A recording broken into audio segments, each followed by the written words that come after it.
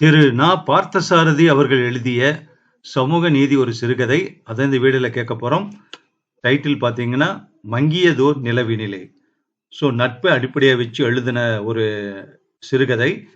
நட்புன்னாவே நண்பன்னாவே நல்லவன் தான் அப்படிங்கிற மாதிரி சினிமா டயலாக் வேணா இருக்கலாம். ஆனா வாழ்க்கையில ஒரு மனிதன் கெட்டு போறான் அப்படின்னா அதுக்கு நண்பர்களும் தவறான நட்பும் ஒரு காரணமாக அமைஞ்சிருது அப்படிங்கறது சொல்லுவாங்க.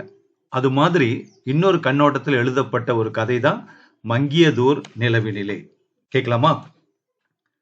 ஒரு ஞாயிற்றுக்கிழமை காலை சரியாக சொல்லி வைத்தாற்போல் டான் என்று 9 அடித்து 30 நிமிடத்திற்கெல்லாம் பரமசிவம் என்னை தேடிக் கொண்டு வந்து சேர்ந்தார். காட்டிலாக்கா அதிகாரியும் எனது நண்பருமான பூ உலகத்து பரமசிவனைத்தான் இங்கே குறிப்பிடுகிறேன். சார், என்ன குமிழி தேக்கடி ஏரியாவுக்கு மாத்திட்டாங்க. இன்னும் 2 நாள்ல கிளம்பணும். வந்ததும் வராததுமாக பரமசிவம் இப்படி ஒரு வெடிகுண்டை தூக்கி போட்டார். அடப்பாவமே, நீரும் போறீங்களா?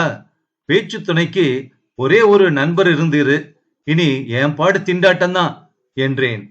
மதுரை ஜில்லாவுக்குள் தானே இருக்கேன். 50-60 மைல் ஒரு பெரிய தொலைவா? அடிக்கடி இங்க வராமல போயிடுவீங்க. சரி, போயிட்டு வாங்க என்று சொன்னேன். உங்களுக்கும் இப்பதான் கோடை விடுமுறை விட்டுருக்காங்க இல்லையா? இங்க வெயில் உச்சி மண்டைய பொளக்குது. நான் போய் ஒரு வாரத்துல உங்களுக்கு கடிதம் எழுதுறேன். தேக்கடியில வந்து என்னோடு 10-15 நாட்கள் தங்கி இருங்களேன். பெரியாறு ஏரியும் அணைக்கட்டும் அவசியம் பார்க்க வேண்டிய இடங்கள் தானே என்றார். நீங்க போய் வேலையை ஒத்துக்கிட்ட அப்புறம் உங்க வசதியை பொறுத்து அதை அனுசரிச்சு கடிதம் எழுதுங்க என்று சொன்னேன். நண்பர் பரமசிவம் விடைபெற்று கொண்டு போய் சேர்ந்தார். அத்தியாயம் 2. மதுரை பிரதேசத்தை பொன் கொழிக்கச் செய்யும் பெரியாறு நீர்ப்பாசன திட்டத்தை மேற்பார்க்கும் ஆபீஸ் ஒன்று மதுரை நகரில் தல்லாக்குளத்திற்கு அருகே சொக்கிக் குளத்தில் இருக்கிறது. நேற்று வரை நண்பர் பரமசிவம் இங்கேதான் வேலை பார்த்து வந்தார். மிக விரைவிலேயே எப்படியோ இருவரும் நெருங்கி பழகிவிட்டோம். கலாசாலையில் தமிழ் கற்பிக்கும் ஆசிரியனுக்கும் காட்டிலாக்கா உத்தியோகஸ்தனுக்கும் இந்த மாதிரி ஒரு நெருக்கம் ஏற்பட்டது வியப்புக்குரிய ஒரு விஷயம்தான். பரமசிவம் போனதும் அவர் குடியிருந்த வீடு காலியாக வெறிச்சோடி போய் கிடந்தது. தெரு வழியாக போகும்போதும் வரும்போதும் அந்த வீட்டை பார்த்து ஏங்குவேன். அந்த ஏக்கத்தோடு ஏக்கமாக, இந்த உலகத்தில் மனவிட்டு பழகுகிற நட்பு இருக்கிறதே, அதைவிட பெரிய விஷயம் ஒன்றுமே இல்லை. நட்புக்கு ஈடு நட்புதான் என்றும் நான் எண்ணிக்கொள்வேன். நிழல் அருமை வெயிலிலே என்று சொல்வார்கள். அதுபோல பரமசிவத்தின் நட்பின் அருமை அவர் இல்லாத போதுதான் என் மனதில் பெரியதோர் தாபமாக உருவெடுத்து உரைத்தது. அத்தியாயம் 3. சொல்லிவிட்டு போயிருந்தது போல் ஒரு வாரத்தில் பரமசிவம் கடிதம் எழுதியிருந்தார். இந்த இடம் எனக்கு மிகவும் பிடித்திருக்கிறது. இயற்கை வளம் மிகுந்த மலைத்தொடரின் மேல் 4000க்கு மேற்பட்ட அடி உயரத்தில் உள்ள சிறிய ஊர். குளிர்ச்சியும் பசுமையும் நிறைந்த இடம். கோடைக்கானலில் சீசன் காலத்தில் தங்கியிருப்பது போல தோன்றுகிறது இங்கே இருப்பது. பல மைல் விஸ்தீரணத்துக்கு பரந்த பெரியாறு ஏரி மலை சிகரங்களுக்கு நடுவே கண்ணாடி பதித்தது போல தோன்றுகிறது. மின்விசை படகை எடுத்துக்கொண்டு இந்த ஏரியில் மைல் கணக்காக சுற்றுவது ஒரு ரசமான பொழுதுபோக்கு. 2 கரையிலும் கூட்டம் கூட்டமாக காட்டு மிருகங்கள் திரிவதை படகில் இருந்து பைனாக்குலர் மூலம் பார்க்கலாம். கரையோரமாக படகை செலுத்தினால் பைனாக்குலர் இல்லாமலேயும் பார்க்கலாம். சுகவாசத்துக்கு ஏற்ற இடம்தான், சந்தேகமே இல்லை. இருந்தாலும் என் மனதில் நிம்மதி இல்லை. திடீரென்று உங்கள் நட்பும் பழக்கமும் பல மைல் தொலைவுக்கு அப்பால் போய்விட்டது போல ஓர் ஏக்கம் என்னை வாட்டுகிறது. சதா உங்களை பற்றிய நினைவுதான். இப்படியே தொடர்ந்து இன்னும் சில நாட்களுக்கு உங்களை பார்க்காமலோ பேசாமலோ இருந்தேனானால் எனக்கு பைத்தியம் பிடித்தாலும் பிடித்துவிடும் போலிருக்கிறது. எனவே தயவு செய்து கண்டிப்பாக 2-3 நாட்களில் உங்களை இங்கே நான் எதிர்பார்க்கிறேன். இக்கடிதம் பரமசிவத்தோடு எனக்கு இருக்கும் நட்பின் ஆழத்திற்கு சாட்சி கூறியது. ஆஹா, இது அல்லவா நட்பு! நான் பரமசிவத்தின் பிரிவால் என்ன ஏக்கத்தை அடைந்திருந்தேனோ அதே ஏக்கத்தை என் பிரிவால் அவரும் அடைந்திருக்கிறார். இதுதானே உயிருக்குயிரான உண்மை நட்புக்கு அடையாளம் என்று எண்ணினேன். உடனே மறுநாளே பரமசிவத்தின் அழைப்பை ஏற்றுக்கொண்டு நான் புறப்பட்டு வருகிற தேதி குறித்து அவருக்கு ஒரு பதில் கடிதம் எழுதி தபாலில் சேர்த்து விட்டேன். சீக்கிரமே புறப்படவும் செய்தேன்.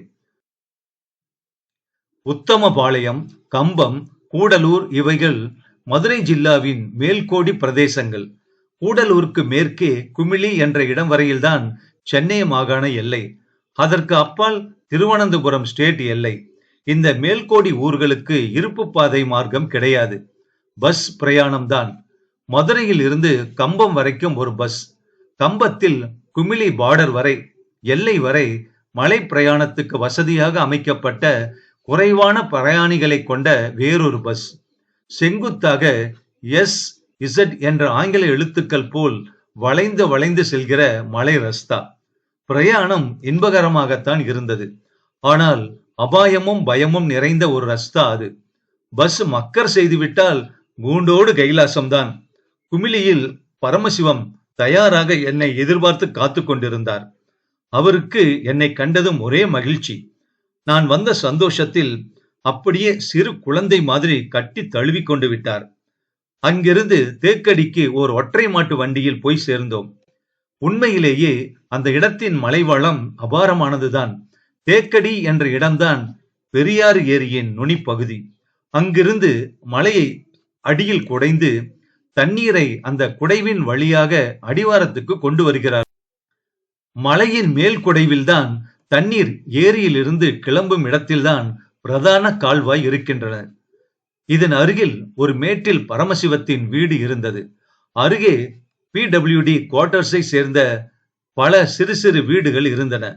அது மலேரியா பிரதேசமாகையினால் சர்க்கார் ஊழியர்களின் சௌகரியத்திற்காக நிறுவப்பட்டிருந்த ஆஸ்பத்திரி ஒன்றும் அங்கே இருந்தது. இந்த கட்டிடங்களுக்கும் இதை சுற்றி இருந்த அடர்ந்த தேக்குமர காட்டிற்கும் சேர்ந்து மொத்தமாக ஏற்பட்டிருந்த பெயர்தான் தேக்கடி என்பது. பரமசிவத்திற்கு பரம சந்தோஷம். எனக்கு உபச்சாரங்கள் எல்லாம் தடபுடல் தான். நான் திணறி போகும்படி ஜமாய்த்து விட்டார் அவர். சார், நீங்க வந்ததும் ஏதோ இழந்து போன குபேர சம்பத்தை திரும்ப பெற்றுவிட்டது போல தோன்றுகிறது.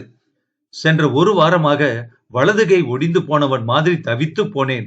எனக்கு என்னவோ மாதிரி இருந்தது என்றார். உங்களுக்கு மட்டும்தானா அப்படி? நீங்க இங்கே மாற்றலாகி வந்தீங்களோ இல்லையோ, அங்க மதுரையில எனக்கு ஒரு காரியமும் ஓடல. 5-6 மாசம்தான் ஆனாலும் கண்ணுக்கு கண்ணா உயிருக்கு உயிரா அவ்வளவு தூரம் இணக்கமா பழகிட்டோம்ல என்றேன்.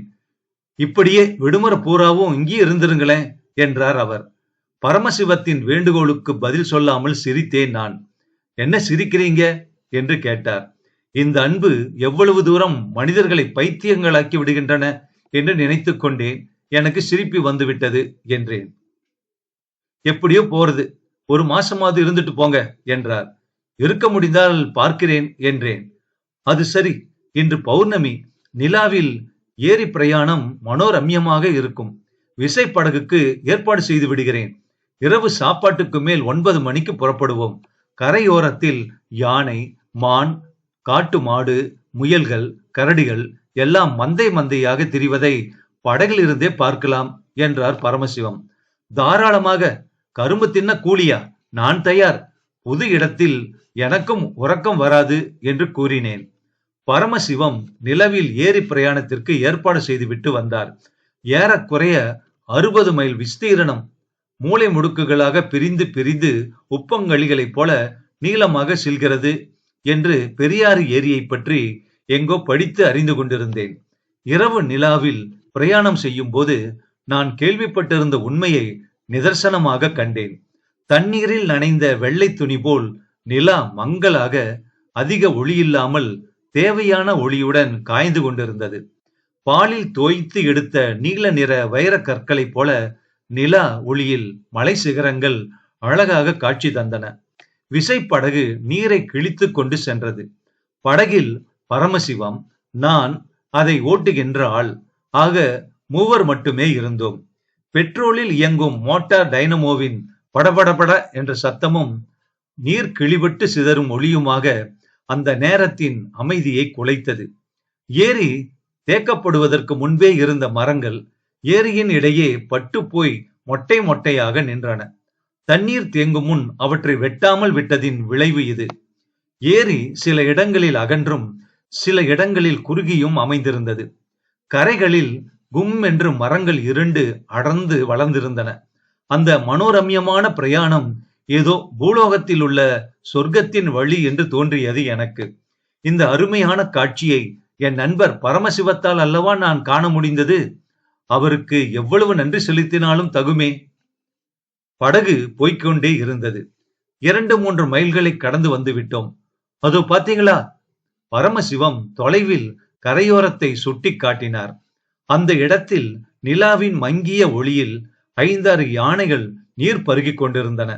இன்னொரு இடத்தில் புல்வெளியில் மான்களும் காட்டெருமைகளும் மேய்ந்து கொண்டிருந்தன.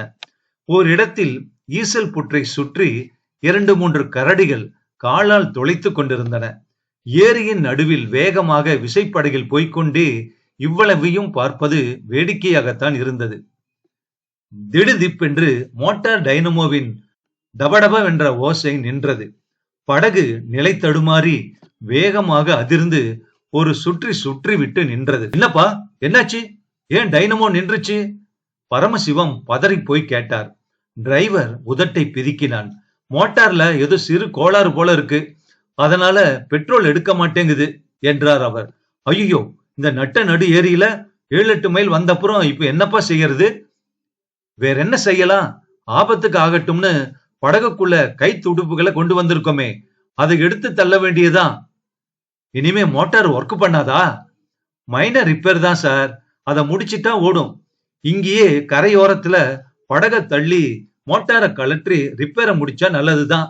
ஆனா கரையோரத்துல மிருகங்கள் பழகிற நேரம், இப்போ அங்க படக ஒதுங்கிறதே தப்பாச்சே என்றார் அவரே. பரவாயில்ல, சீக்கிரமா முடிச்சுக்கிட்டு புறப்படுவோம். கையால துடுப்பு தள்ளி எந்த ஜென்மத்துல கரைக்கு போகிறது? அது முடியாது. வா, இப்படி ஒதுக்கி மோட்டாரை கலற்று. பரமசிவம் டிரைவரை நோக்கி கூறினார். வேண்டாமுங்க, இந்த நேரத்துல கரையோரத்துல படக ஒதுக்கிறது ஆபத்து. அட சரிதான், சொன்னா கேளுப்பா. பரமசிவத்தின் பிடிவாதத்தினால் அந்த பயங்கரமான மிருகங்கள் பழகும் கரையோரத்தில் கை துடிப்புகளால் படகை ஒதுக்கினான் அந்த படகோட்டி. படகில் இருந்து மோட்டார் டைனமோ தனியே கலற்ற பெற்றது. படகு அலைந்து நீரில் நடுப்பகுதிக்கு போய்விடக் கூடாது என்பதற்காக அதை துடுப்புகளால் முட்டு கொடுத்து இழுத்து அணைவாக பிடித்து கொள்ள வேண்டி இருந்தது. எங்கள் மூவரில் அதிக கனமாக வளமான உடற்பெற்றவர் பரமசிவம்தான்.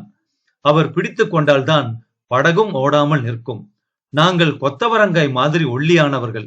எனவே பரமசிவம் படகை இழுத்து கரையோரமாக பிடித்து கொண்டார்.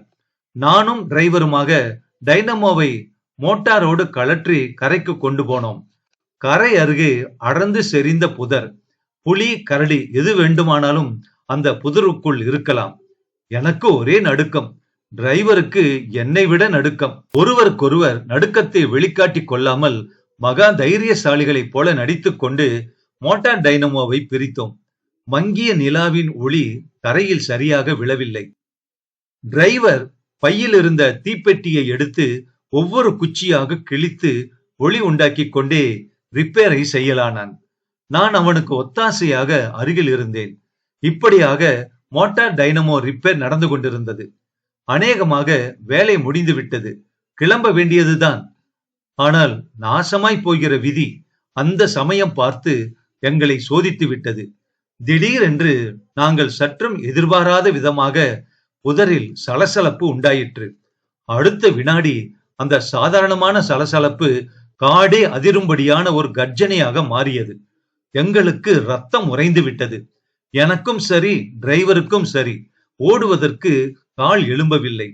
புதருக்குள் சலசலப்பு அதிகமாயிற்று. வாருங்கள் வாருங்கள், படகுக்கு ஓடிவிடுவோம். ஐயோ, புலி நரமாடியை கண்டுவிட்டது, அது இனி விடாது. டிரைவர் தன்னை சமாளித்துக் கொண்டு என் கையை பிடித்து தரதரவென்று இழுத்துக்கொண்டு கரைக்கு ஓடினான். ஆனால் கரையில் படகும் இல்லை, படகை இழுத்து பிடித்துக் கொண்டு நின்ற பரமசிவமும் இல்லை.